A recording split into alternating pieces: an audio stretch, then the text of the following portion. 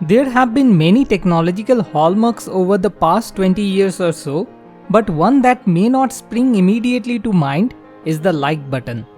When this click of approval debuted in 2007 on the long forgotten social feed aggregator Friend Feed, it was only a matter of time before it became a standard feature on every social media platform to come.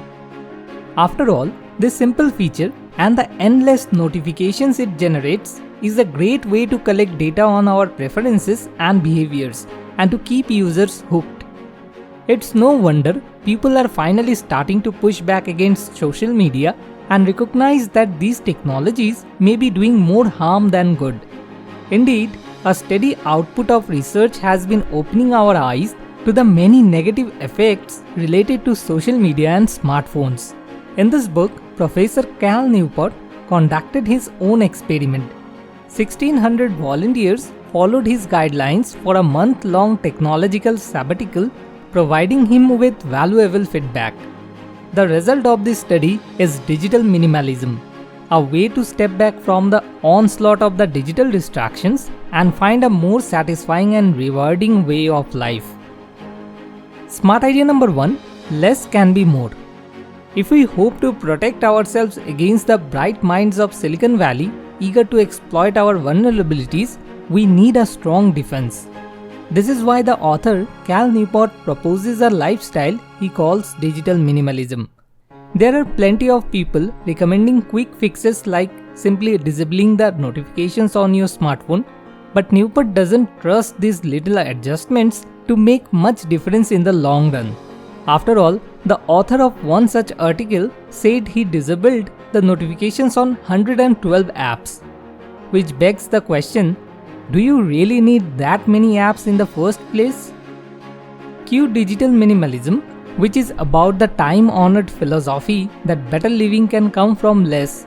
The name is purposefully similar to the minimalist lifestyle prompted by people like author Marie Kondo, who propose only letting things into your life that bring joy.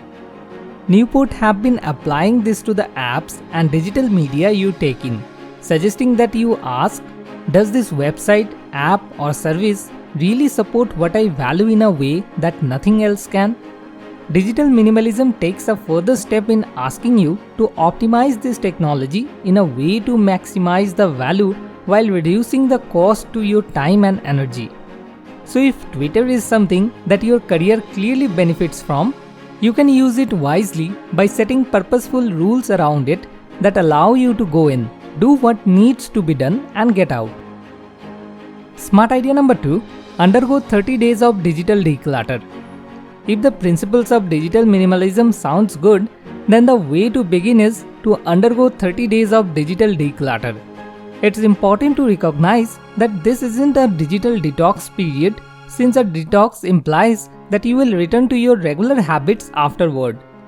This period is about stopping what you have been doing in order to consider a new way forward. With this in mind, for 30 days, plan on cutting all non-essential technology from your life.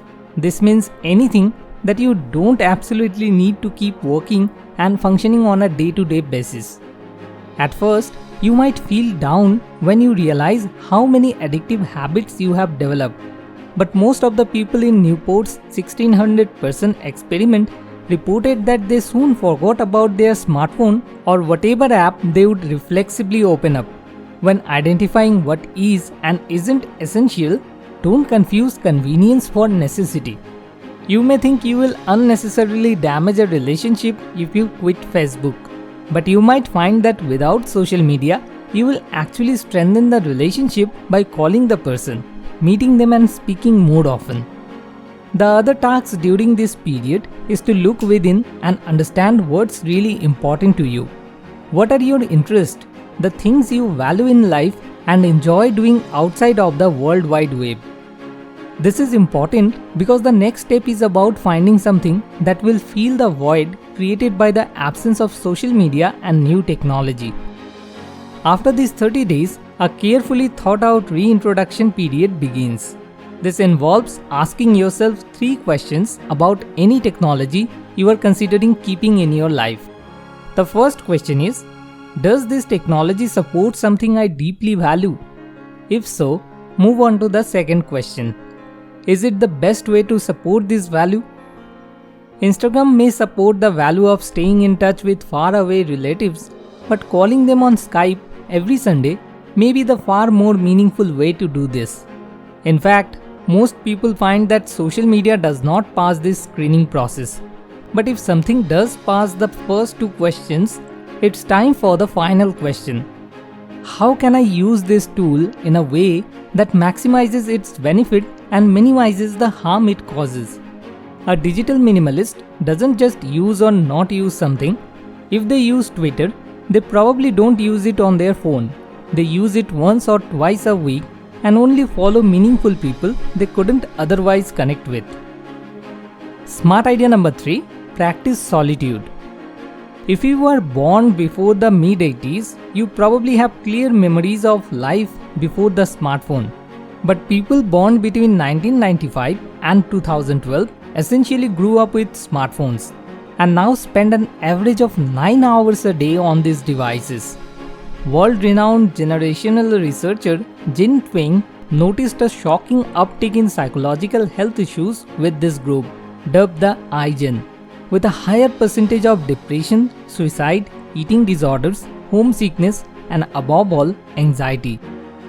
Another term for what iGen is suffering from is solitude deprivation, a lack of time away from screens and input from outside sources, which is crucial for processing emotions, reflecting on relationships and what's important in life, and giving the brain a chance to find some calm clarity.